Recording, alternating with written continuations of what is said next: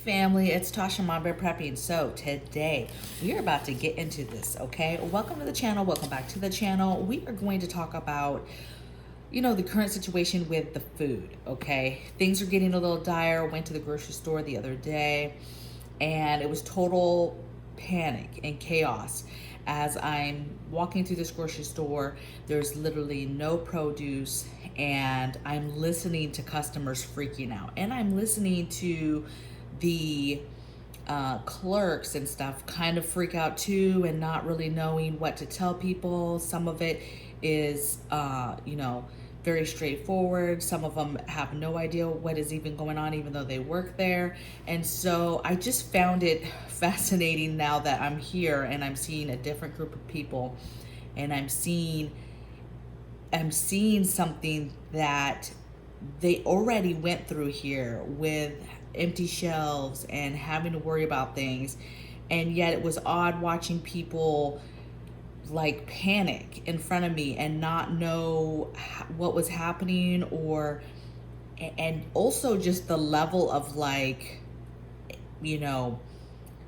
as if there should always be food available, and how dare there not be food, and how it could possibly be something out of their control, right? And so we're going to talk about that, but I want to talk about the importance of 5 things that you can expect are going to affect our food, have been affecting our food, and what you can do right now to continue to prepare.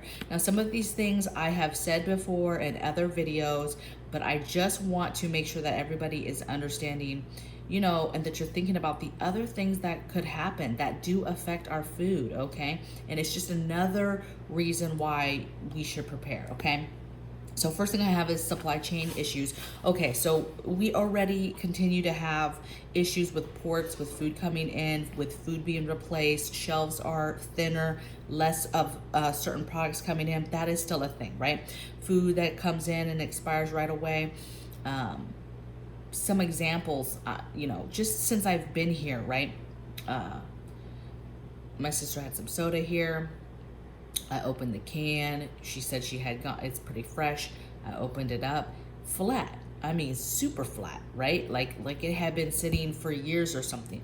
So that was something I experienced. Went to the store, no produce anywhere, like nothing, you guys. They had bananas, that was it. You could tell fresh bananas came in.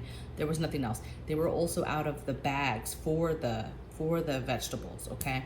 So there's just always gonna continue to be supply chain issues and certain products that you can't get anymore. Maybe a certain type of snack or drink or something that you used to get that they do not sell anymore.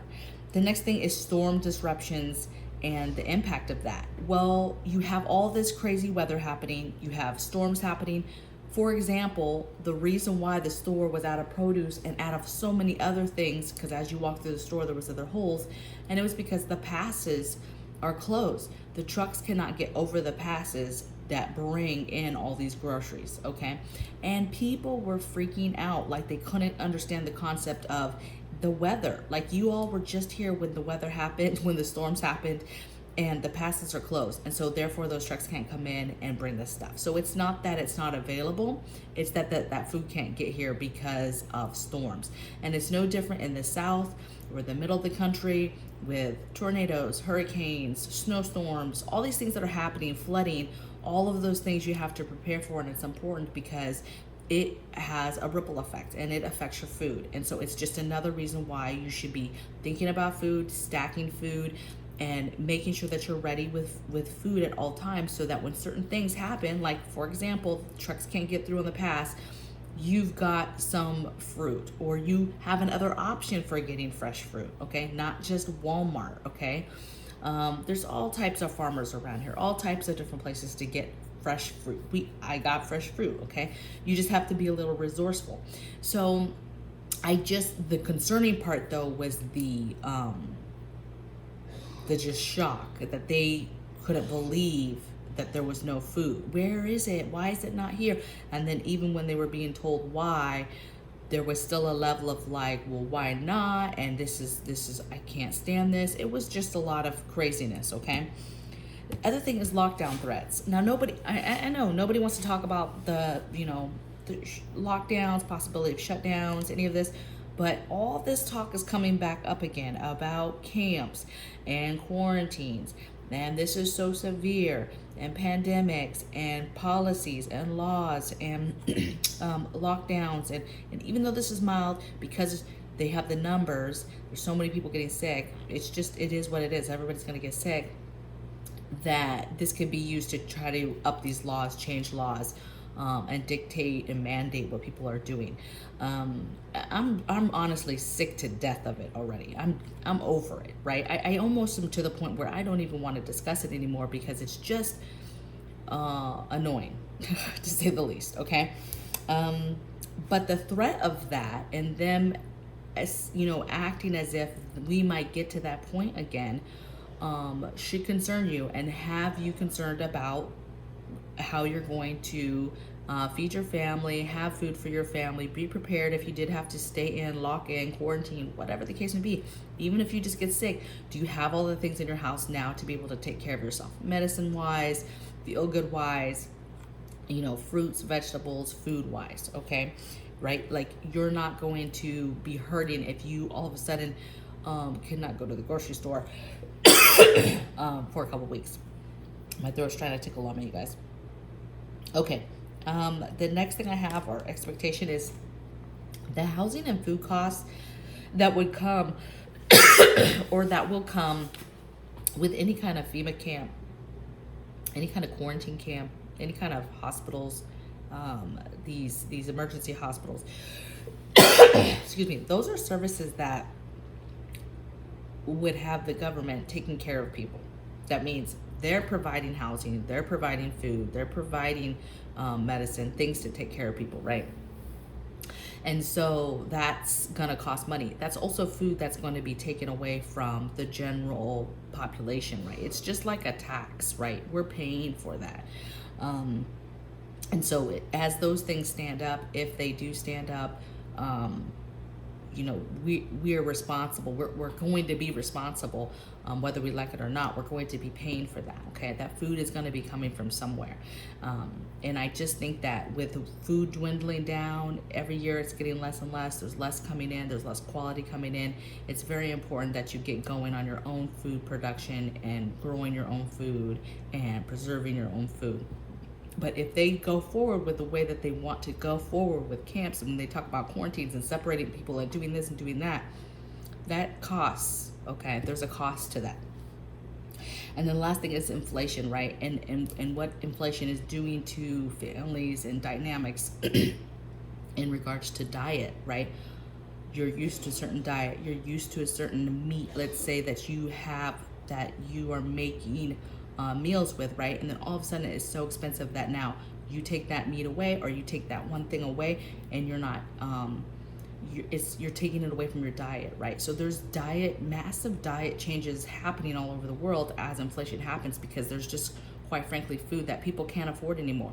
Certain fruits or vegetables or meats, right, that people just can't afford. Maybe they're not going to buy avocados anymore because they're a little bit more expensive, or they're not going to buy a certain kind of meat because it's too expensive, right? And so inflation, as it continues to rise, you should expect, diet changes from your family and anywhere that you eat, okay? Whether you eat out, you eat with friends, you eat at work, you cook at home, whatever it is, you should expect that there's going to be changes as inflation happens, okay? Okay, so how you can prepare. This is the things that I talk about all the time, you guys.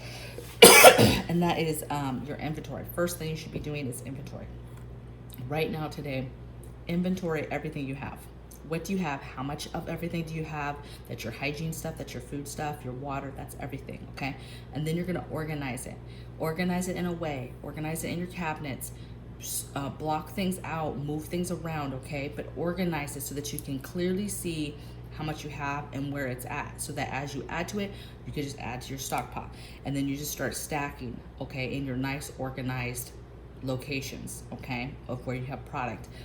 So inventory it, organize it, stack it, start getting it, stockpiling it, figuring out what you need, filling your holes, preserving, all right? So taking items and making them and preserving them in a way that makes them last longer, okay? And then last is garden prep, starting a garden. it's already time to start, depending on where you live, to start prepping stuff, to start, there's ways to start early, but you need to know your timelines. You need to know your zone that you're growing in, when you're gonna start stuff. Get your calendars together, get your notes together, get your books together, your logs, your seeds, all the things you need, and start thinking your game plan for gardening and getting that going. I cannot stress that enough, okay? Another thing we're gonna be doing now that we just got here is, and I've spoke about this before, is we're going to be reaching out locally and seeing what is here locally, farmers that sell meat, that sell fruit and vegetables and things like that, and reaching out and figuring out what locally we can source to where we are not getting stuff from the store, okay? We have quite a bit of food, but I'm talking more your fresh stuff. And then of course our priority is the garden and getting that going, and we are starting from ground zero here, as I have told you before. So I hope that you guys enjoyed this video. I would love to hear in the comments below what you guys think, what you're doing to prepare right now for food, right? These things, are you expecting the same things? I know some of them were kind of bold, especially like the camps one and the, you know, quarantine type locations and such. I know that's kind of scary, but let me know your thoughts on all of it, okay? We're gonna start deep diving into some topics. So I respect and actually look very much forward to your comments and what you're thinking about and preparing for with your family and what you guys are doing, so that we can all help each other, okay? So I will see you guys tomorrow in the next video, and take care. Bye.